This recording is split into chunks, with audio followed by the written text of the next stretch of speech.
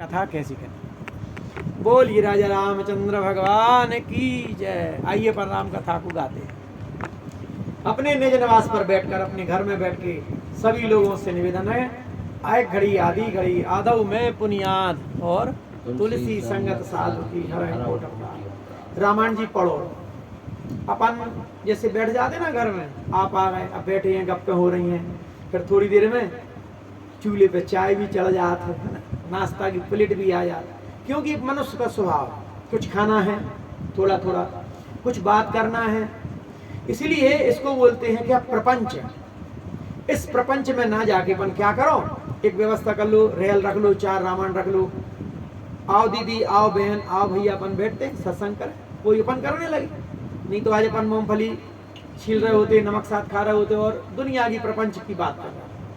तो भाई ये अयोध्या कांड में दर्शन इतना अच्छा चल रहा है रघुनाथ जी का कि राम लक्ष्मण और सीता जी कहाँ जा रहे भैया, जंगल को जा रहे, वन को। तो वन में जब भगवान गए तो बीच में कुछ नर नारी मिले, तो नर नारी मिले तो उनमें सब लोग उनके दर्शन कर रहे हैं, कितने सुंदर हैं। अब कुछ लोगों को मालूम था ये राजा दशरथ के नंदन है, राम इन्हीं के लिए आए, इनकी माता कैकेयी ने वनवास दिया। तो सभी लोग उनके शरीर का दर्शन कर रहे हैं, इसका वर्णन आगे आ रहा है। अब माताओं बहनों की आदत रहती है कि एक नारी है और 2 है पुरुष, एक सांवले वर्ण के, एक गोरे वर्ण के। तो कुछ नारियां कहती हैं सीता जी से, काय कौन है, कौन है रिश्ते में, क्योंकि जब तक रिश्ता मालूम नहीं होगा तब तक हमें जानकारी नहीं होगी। कभी कभी क्या होता है कलयुग में कि मान लो भाई बहन जा रहे हैं हाथ पकड़े, पर जिसकी जो भावना है वो उसको गलत भी समझेगा। इसलिए शास्त्र कहता है कि बहन बेटी भी है तो उससे भी अपन को मर्यादा पालन करना है, क्योंकि संसार के मुख में क्या पकड़ तो है नहीं, किसी की जबान तो पकड़ नहीं लोगे, कोई क्या कह रहा है, इसलिए मर्यादा का पालन करना है। तो सीता जी थोड़ी हटके चल रही हैं, राम जी पीछे पीछे चल रहे हैं और लक्ष्मण जी सबसे पीछे चल रहे हैं। तो जो माताएं बहनें कहने लगी सीता से कि ये कौन है, तो सीता जी ने इशारे से लज्जावश अपने मुख के लिए छुपाते हुए कहती हैं कि ये जो गोरे गोरे वर्ण के हैं ना, ये हमारे देवर हैं। उन्होंने ये नहीं कहा पहले पति के विषय में, क्या कहा, ये हमारे देवर हैं। और अब यहाँ नेत्र जो है, नेत्र देखो, नेत्र बिना नेत्र से क्या होता है, नेत्रों से सब बात समझ में आ जाए। जैसे अपन कीर्तन में बैठे अपन नहीं सारों करने लगा, चलो चलो, तो सीता जी के नेत्रों को यहाँ खंजन पक्षी के नेत्रों से उपमा दी गई।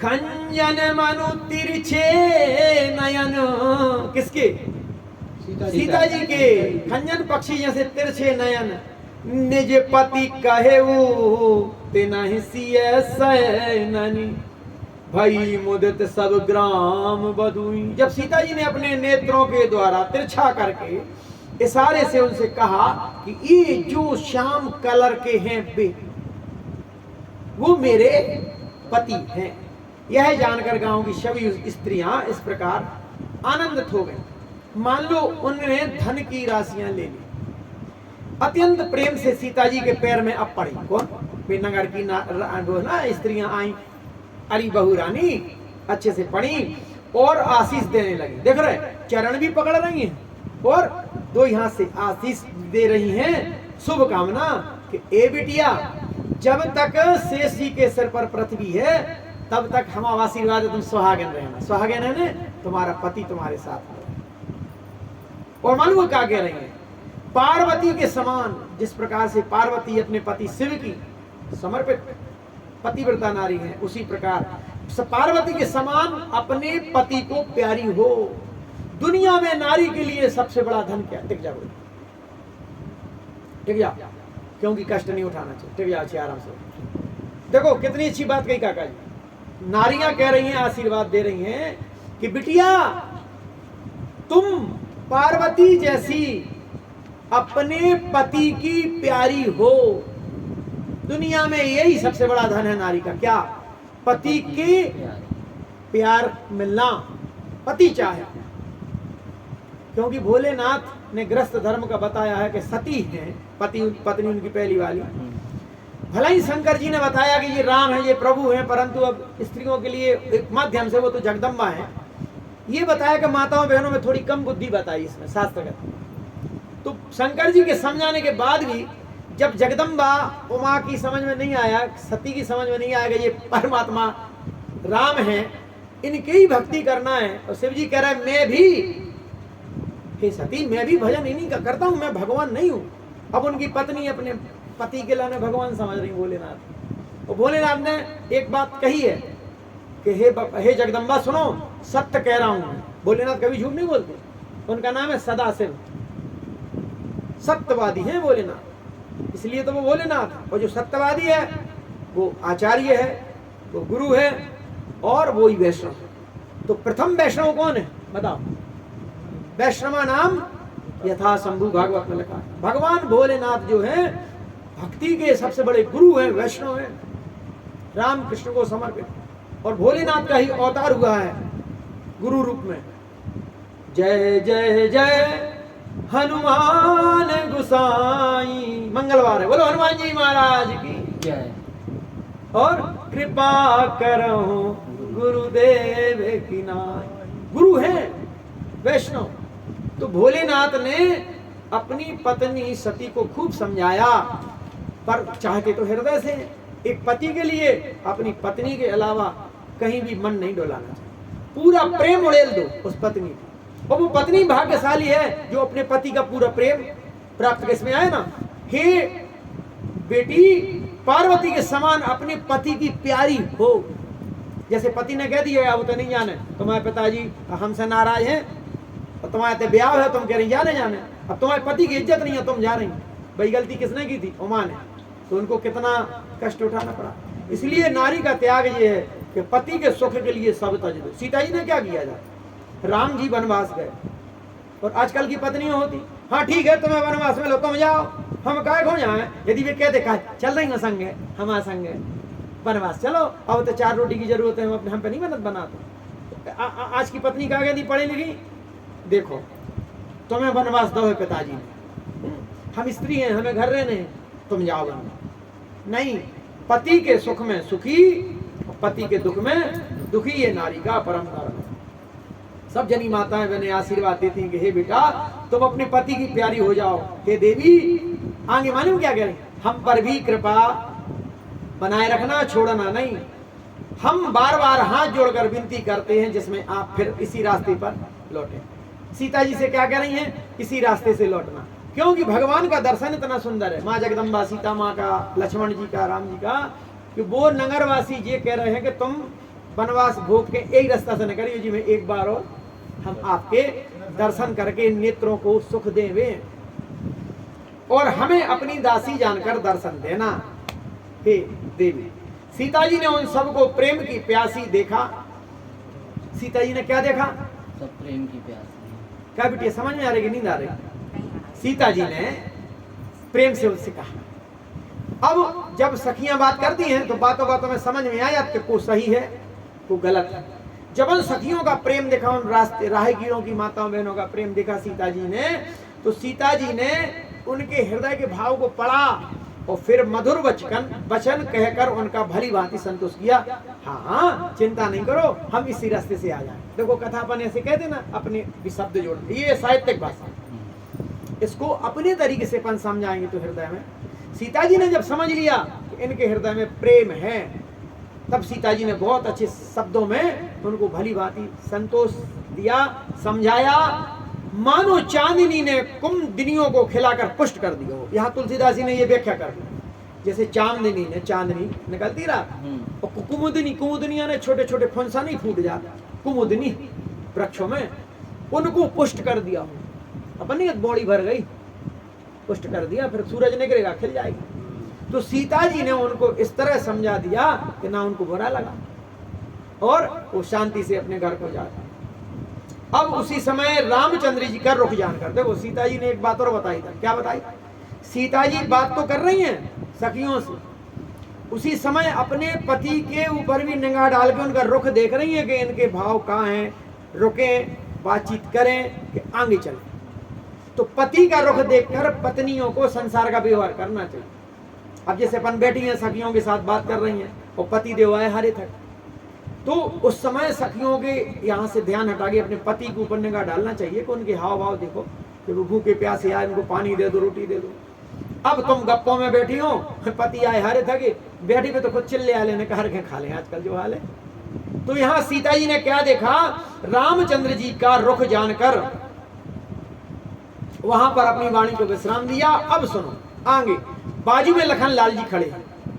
लखन लाल जी ने रामचंद्र जी का रुख जानकर कोमल वाणी से लोगों से रास्ता पूछा। अब राम जी कह रहे हैं सारी से कि चलो आगे चलो, अब ज्यादा बातचीत नहीं करो। तो लक्ष्मण जी ने क्या कहा, अब रास्ता नहीं मालूम। अरे वो तो भगवान, उनको तो रास्ता मालूम है, पर वो अभिनय कर रहे हैं। भगवान ये बता रहा है कि राहगीरों से कैसे रास्ता पूछना है। तो लक्ष्मण जी से राम जी ने इशारा किया कि पूछ लो कोई से, कौन कितनी 4-5 गली हुई है, कौन सी गली से जाए। तो रामचंद्र जी का भाव देखते हुए लक्ष्मण जी ने राहगीरों से रास्ता पूछा। अब जब राहगीरों से रास्ता पूछा तो ये सुनते ही स्त्री पुरुष दुखी हो गए। स्त्री पुरुष दुखी क्यों हो गए, जावे वाले हैं आप जा रहे हैं। उनके शरीर पुलकित हो गए और नेत्रों में प्रेम का जल भर आया। जैसे अपने नहीं, जैसे तुम्हारी बहन आ जाए, हफ्ता 15 दिन रह गए, फिर दीदी अब हम जा रहे हैं, तो एक बहन है ना हृदय में। तो भगवान सबके प्रिय हैं। राम लक्ष्मण सीता जी जहाँ हैं सब चाहते जे यही रहें, कहीं ना जाए। और भगवान कहने लगे अब हम जा रहे हैं, तो कितना दुख, जल भर आया आंखों में सब।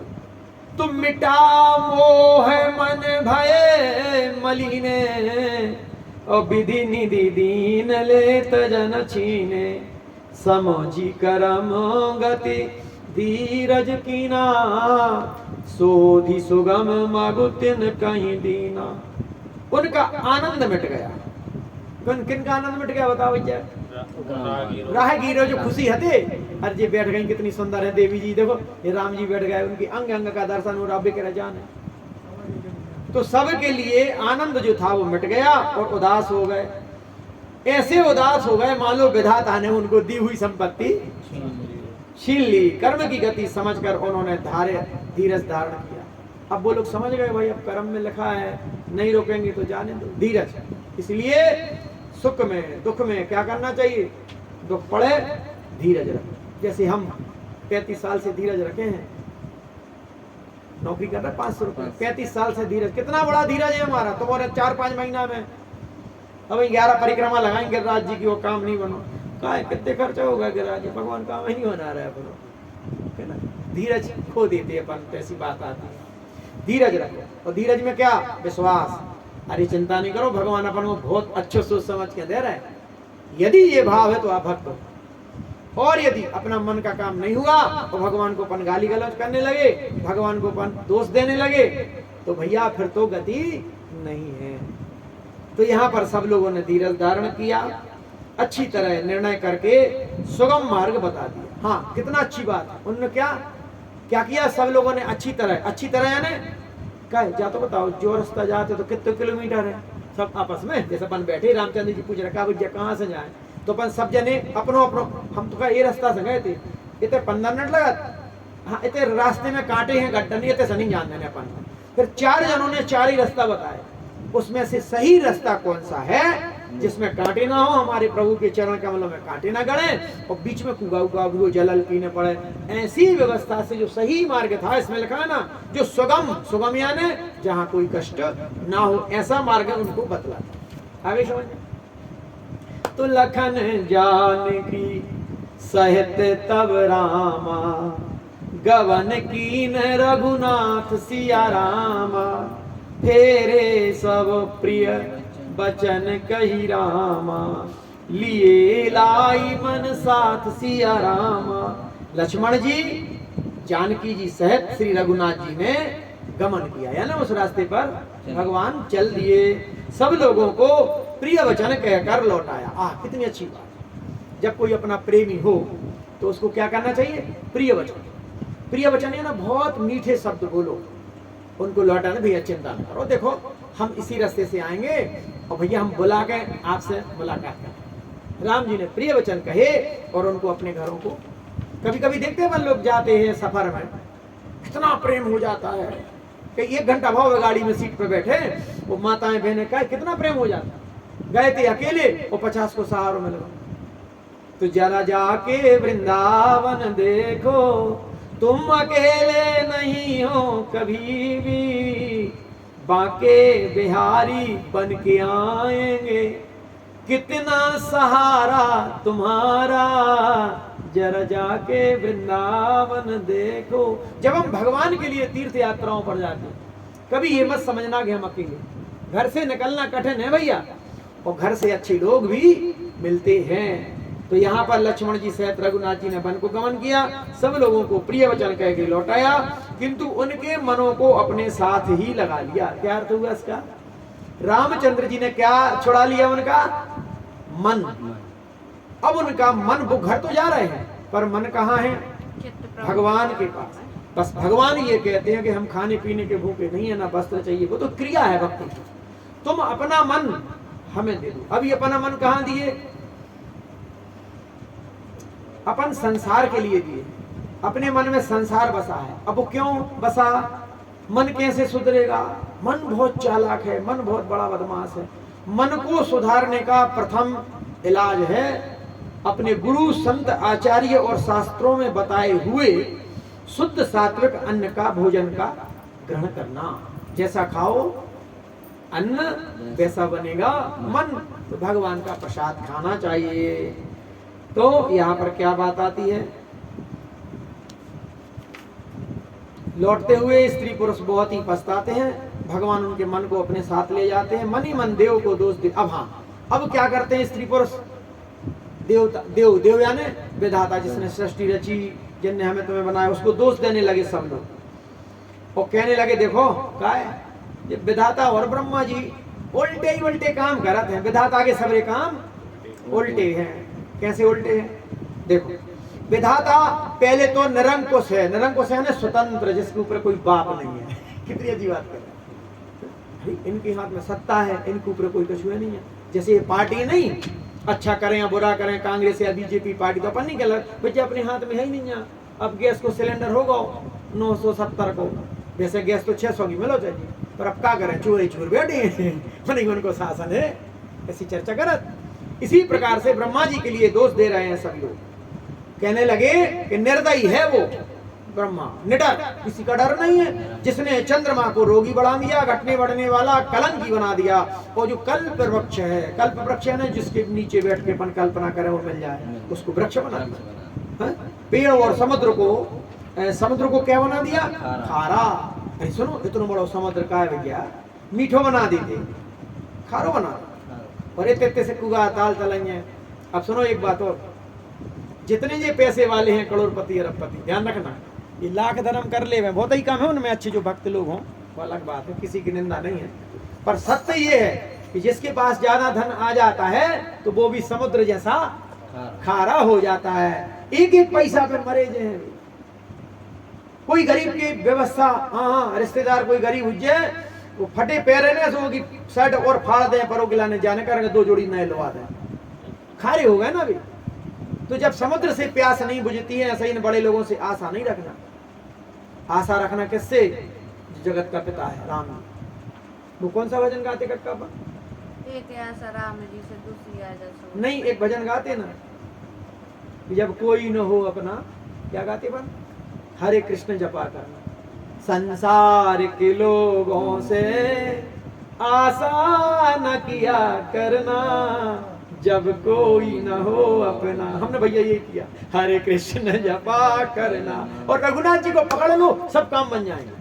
अच्छे अच्छे करोड़पति इतने सत्संग में बैठ के चले जाते, पर हम कोई कितने नहीं जाते। वो जात भी हैं, तो जब उनके भक्त बन जाते हैं, जब वो 4 नियम पालन करने लगते, एकादशी व्रत करने लगते हैं, तब मूंग की दाल और सूखी रोटी के जाते हैं कि घी तुम अपना रखे रहो, तो घी चुपड़ी नहीं खाना है। मूंग की दाल और सूखी रोटी हमें गरीब के यहाँ भी खाएंगे, तो तुम्हारे यहाँ भी खाएंगे। और खाते किस लिए?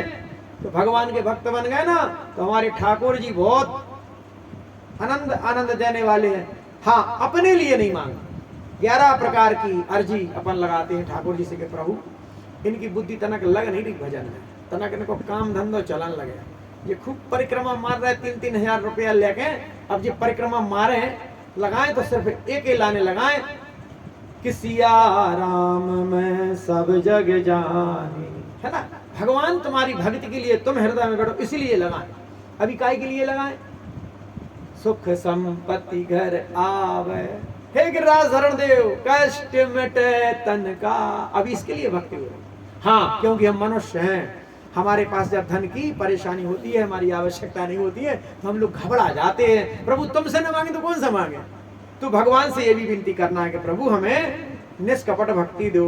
तो सब लोग कह रहे हैं कि कल्प वृक्ष को पेड़ बना दिया, समुद्र को खारा बना दिया। अब दूसरी बात सुनो, जो गरीब रहते हैं, गरीब गुरुआ छोटे, उनको बताई ताल तलैया।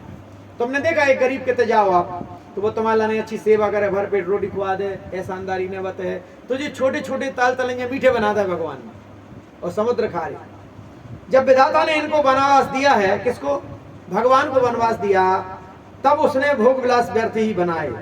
जब इनके पांव में जूते नहीं है, देखो राम जी लखन जी ये नंगे पैर जा रहे हैं, तब विधाता ने अनेकों वाहन क्यों बनाए? ये विधाता को अपने मन की खींच निकाल रहा है। कक्का जी कौन निकाल रहा है? ये रास्ता की नर नारी। जब इनके लाने कुछ या पत्तों के बिछोनों पे सोना है, तब विधाता ने पलंग और बिछोने क्यों बनाए? किस लिए बनाए विधाता ने? विधाता ने जब इनको बड़े बड़े पेड़ों के नीचे का निवास दे दिया, भगवान कहाँ रुकते थे बताओ वनवास में? वृक्षों के। हाँ, अब सुनो भाई एक बार, सन्यासियों का नियम है सन्यास धारण करना। आजकल तो सन्यासी जितने ऐस कर रहे भैया कोई नहीं कर रहा। महल अटारी उनके हैं, और घर द्वार वाले किराए की टपरिया में इतने से कमरा में 14 है। सन्यास लेने के बाद सबसे पहले जो अग्नि वस्त्र धारण किए जाते हैं, उसको भोजन नहीं बनाना पड़ता अपने हाथ से, अग्नि वस्त्र धारण किए वो मांग के खाएगा, नंबर 1। दूसरा, उसको अपना नगर जहां वो पैदा हुआ, पत्नी है, बच्चे हैं, उनका मुंह भी नहीं देखा जाता, उसको टोटली छोड़ना चाहिए। अब पता भरी सन्यास लेने के बाद बुखार आ गया, घरवाली को मालूम पड़ी, वो पहुंच गई, क्या लगे हम बोलत नहीं है, घरवाली से न जाता है, फिर भी घरवाली के पैसों से इलाज तो करवा लिया। हम बच्चों को नहीं चाहते, पर गेरुआ वस्त्र धारण करने के बाद हमें कोई शिष्य नहीं दिखा रहा, तो हम अपने उसी बच्चे को गद्दी पे बैठा लिया। हम दमानवान से मतलब नहीं रखते, पर वे सवेरे घेरे हैं, कहा ससुर मर जाए सो गद्दी हमारी, और मोड़ा कह रहा बाप मर जाए सो गद्दी हमारी। और घरवाली क्या कह रही? अच्छे बने सन्यासी, जब तक तुम मंदिर में घंटरिया हिलाते हैं सी, तब तक 2-4 हजार में आओ तो काम। आज 50 एकड़ जमीन हो गई, अच्छी बिल्डिंग हो गई, सोना होगा, बैंक बैलेंस होगा, राधा रानी के नाम पे, ठाकुर जी के नाम पे खूब सोना चांदी आओ, और फिर क्या होता है? सन्यासी की घरवाली उसको पहनते। बल्कि सन्यास का धर्म है कि भगवान की सेवा के अलावा अपने घर परिवार को सबको भूल जाओ। स्वामी भक्ति वेदांत स्वामी प्रभुपाद जी के साथ भी यही हुआ, मालूम? ये सब स्वार्थ के मीत हैं, कई समझे आप?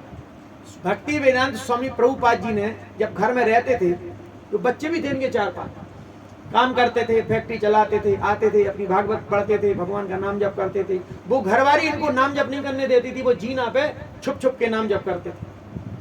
2 कमरे थे ऊपर नीचे जैसे ये, तो एक जगह वो लोग अच्छे चाय पी रहे हैं, मस्ती कर रहे हैं, और प्रभुपाद जी एक कमरे में अपने 4 भक्तों को बुला के कीर्तन भजन कर रहे हैं, भगवत गीता समझा रहे हैं। तो एक दिन प्रभुपाद जी ने कहा, देखो दुनिया सुधार रहे हैं, पन चाय कॉफी नशा आता है, इसको नहीं पीना चाहिए, तुम लोग भी छोड़ो। दुनिया को सुधार रहा है और हम अपने घर के लोगों को सुधार नहीं पा रहे। तो उनकी घरवाली ने समझी उनके लिए ऐसा ही, तो उन्होंने कहा, देखो जी हम चाय नहीं छोड़ पाएंगे, इसलिए हम यहाँ स्ट्रिक्ट हैं कि यदि आप चाय नहीं छोड़ पा रहा तो फिर थे भैया हमें कीर्तन अपना खराब ना कर। 8-8 साल में समझ में नहीं आ रहे, और अब कछु हो जाए डॉक्टर कैसे 1 मिनट में छोड़ देते, कहे मरने की बारी आई सब छोड़ दो। बल्कि अपन चाय कॉफी पीने से पल पल मरते हैं, गैस बनता है, अपच होता है, नुकसान है अपने। प्रभुपाद ने कहा टी या मी, मेरी बात मानती हो या टी? तो पत्नी ने सोचा अरे 54-55 के हो रहे हैं, कहने लगी टी। प्रभुपाद जी ने वहां कठोरता दर्शाई, संत सरल भी होता है कठोरता। उन्होंने अपना बोझ बिस्तर लपेटा और दरवाजे से निकल गए, आज से घर का त्याग कर त्याग किया। जब तक इनके पास कछु नहीं आता तो कोई नहीं हेरत, तो घर से बाहर निकाल दो, कहाँ सो रहा हो, मच्छर चींथ रहा है, कुत्ता काट रहा है, कोई मतलब नहीं है, और नौकरी लग गई सो हमारा बेटा, समझ रहे?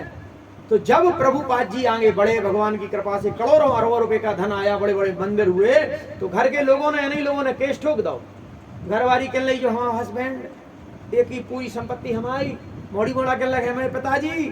तो स्वामी भक्ति वेदांत प्रभुपाद जी ने वस्त्र से उठाए और कोर्ट में कहा कि हे माननीय माननीय न्यायालय, मैं एक भक्ति वेदांत स्वामी प्रभुपाद हूं जो कृष्ण का दास हूं। जितनी भी संपत्ति है ये कृष्ण की है, ये मेरे भूतपूर्व जीवन के भूत पलित हैं। इनको इसमें से एक ढेला भी नहीं देना दिया जाए, ये लिखा है। और आजकल हम सन्यास लेके धर्म पे चल के क्या करते हैं, बच्चों को अंतिम सत्य यही है, पूरी प्रॉपर्टी अपने परिवार के लिए, बड़े बड़े मंदिर, और फिर उन मंदिरों में नाती नता जो राक्षस हैं शराब पी रहे, अंडा खा रहे, लव मैरिज करके कजन कहां से बंगे बेटियां ले आ रहे। उस अरबों खरबों की प्रॉपर्टी पे जो संतों ने जोड़ा है 60-60 साल में, ठाकुर जी राधा रानी के नाम पे आदमी ने पूरी तनख्वाह दे दी, उस धन के लिए आज एक राक्षस सेक रहा है। भगवान के विग्रह की सेवा नहीं हो रही तो उनके लिए बेच दिया, या वृंदावन के मंदिर में ढकेल लग जाओ तो धरे आओ गए। तो भैया बस संपत्ति का ही नहीं रखे आए, उसी विग्रह के कारण ये करोड़ों अरबों रुपए और सोना चांदी आया। तुमने विग्रह वृंदावन भेज दिए या बेच दिए, और बस संपत्ति बेच के अपन विदेश जा रहे। ऐसे लोगों को नरक गति नहीं मिलेगी तो क्या होगा। तो विधाता के लिए कोस रहे हैं ये नगरवासी जो राम लक्ष्मण के वनवास में मिल रहे कि विधाता ने इनको इतना सुंदर बनाया है, इनको जब यहाँ सोना था जंगल में तो महल क्यों बना दिए। और ये सुंदर अत्यंत सुंदर सुकुमार मुनियों के वस्त्र पहने हैं, ये गिरगा वस्त्र पहने हैं। तो फिर ये बड़ी बड़ी फैक्ट्रियों में रेशमी वस्त्र क्यों बना दिए, ये गहने क्यों बना दिए जब तुलसी की माला पहनना थी। ये कौन कह रहा है भैया, आ रही समझ में। कथा ऐसे ही कहना चाहिए, साहित्यिक भाषा में नहीं कहना, वो समझ में नहीं आता। देखो इसमें हमने कई कथाएं लगा दी, समझ गई आप। इसमें हमने कई कथाएं जोड़ दी एक कथा में, समझदार लोग समझ जाएंगे। और सत्य बकना चाहिए, सत्य बकना चाहिए। और सत्य यदि समझ में आ जाए तो इस स्थान को छोड़ दो, अन्यथा तुम भी पापी। पाप करते नहीं है पर पाप का साथ देते तो पापी थे। इसलिए हम इतने कर्रे हो गए प्रभुपाद जी जैसे। हमें भगवान के भक्त बनाना है। यहाँ गरीब का भी उतना ही सम्मान है, अमीर का भी उतना ही सम्मान है। भक्त बनो तो रहो भैया, नहीं तो घर बैठो। अब क्या होता है, कछु जने कहने लगे देखो इनके लाने जो फल ही खाने हैं राम लक्ष्मण को सीता को, जंगल के कंदमूल फल। जो ये कंदमूल फल खाही तो बादी सुधादी असन जग माही। एक कहाही ए सहज सुहाए आप प्रगट भय विधि ना बनाए। अरे भैया जो ये कंदमूल फल खाते हैं तो जगत में अमृत आदि भोजन व्यर्थ क्यों बनाए ब्रह्मा ने। ऐसा कहते हैं सभी लोग। ये स्वभाव से ही सुंदर, इनका सौंदर्य तो देखो, राम जी का, लखनलाल जी की सुंदरता देखो, माधुर्य नित्य स्वाभाविक है, ये अपने आप प्रकट होते हैं, ब्रह्मा के बनाए नहीं है। हाँ अब सब जने क्या कहने लगे, समझ रहे मेरी बात, क्या समझ। सब लोग कहने लगे जी इतने सुंदर हैं ब्रह्मा जी नहीं बना सका। और बात सत्य है, भगवान को कोई दूसरा नहीं बना सकता, भगवान स्वयं प्रकट होते हैं। भय प्रगट कृपाला दीन दयाला कौशल्या हितकारी। ब्रह्मा जी हमें तुम्हें बनाते, भगवान प्रकट होते हैं। अब लोगों के मुख से स्वाभाविक निकलने लगा कि रे ये भगवान के बनाए, ब्रह्मा के बनाए नहीं। हमारे कान नेत्र मन के द्वारा अनुभव में आने वाले विधाता की करनी को जहां तक वेदों ने वर्णन करके कहा वहां तक 14 लोकों में ढूंढ देखो, ऐसे पुरुष और स्त्रियां नहीं। सब लोग कहने लगे 4 वेद 18 पुराणों अनंत ब्रह्मांड में देख लो, जो ये सुंदर है राम, जो ये सुंदर है लक्ष्मण, ऐसे सुंदर तो कहीं भी नहीं है। इसी से सिद्ध होता है कि ये विधाता के 14 लोकों से अलग है। विधाता यानी ब्रह्मा। अब ब्रह्मा के कितने लोक हैं, 14 रामायण के आधार पर लिखा 14 लोकों से अलग है। कौन, राम जी सरकार। बोलो राजा रामचंद्र भगवान। महिमा अपनी महिमा से ही आप निर्मित हैं, कितनी अच्छी बात। भगवान अपनी महिमा से ही आप निर्मित। इन्हें देखकर विधाता का मन अनुरक्त हो गया। हाँ अब क्या कह रहे हैं नगरवासी, गाय हमें तो ऐसा लग रहा हो जी राम लक्ष्मण सीता जी को देखकर, एक तो ये विधाता ने नहीं बनाया ब्रह्मा ने, और ब्रह्मा ने इनको देख लिया है, तब वह भी इन्हीं की उपमा के योग्य दूसरे स्त्री पुरुष बनाने लगा। क्या समझ में आई बिटिया। ब्रह्मा देख के इनको हमें इसे पकड़त के ध्यान देते होते नहीं जाके कितनी देर लगा रहा भाई साहब और जल्दी परसाती में घर भागे ऐसा नहीं, थोड़ी सी कथा 2 मिनट। सोच रहे हैं सब लोग कि सोच ये रहे- इतने सुंदर हैं, हाँ। इनको विधाता तो बना नहीं सकते। अब विधाता को लग रहा है कि ये इतनी सुंदर, हम इनको बना नहीं सकते, तो इनको बनवा दे दो। इनका नहीं, इसमें आया है सुन, रावण सामने है। इन्हें देखकर विधाता का मन, लोग बात कह रहा है कि ए, राम लक्ष्मण सीता को देखकर ब्रह्मा जी का मन मुग्ध हो गया। तो उन्होंने क्या किया, इन्हीं को देखकर दूसरे और स्त्री पुरुष बनाने की कोशिश की। उसने बहुत परिश्रम किया, किसने, ब्रह्मा ने बहुत बनाया होगा, परंतु कोई इनके अनुसार नहीं बना पाए। वो इनके बनाए तो पर पूरे नहीं उतरी इनकी सुंदरता। इसी ईर्षा के मारे, अब ब्रह्मा जी को ईर्षा हो गई, तो इसी ईर्षा के मारे इनको ब्रह्मा ने जंगल में लेकर भेज दिया। कोई कहते हैं हम बहुत नहीं जानते, कछु जाने के लिए तो बच्चा हमें तो मालूम नहीं है ज्यादा कछु। हाँ, अपने को परम धन्य हम अवश्य मानते हैं कि इनके दर्शन हो गए। बोलो राजा रामचंद्र भगवान की।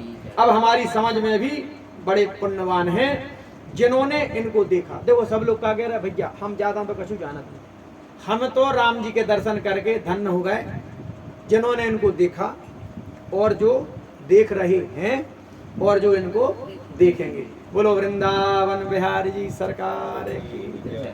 तो हरे कृष्णा कृष्णा कृष्णा हरे हरे, हरे राम राम राम हरे हरे, हरे कृष्णा कृष्णा कृष्णा हरे हरे, हरे राम राम राम हरे हरे। बोलो वृंदावन बिहारी जी सरकार की जय। हरि बोल हरि बोल हरि बोल।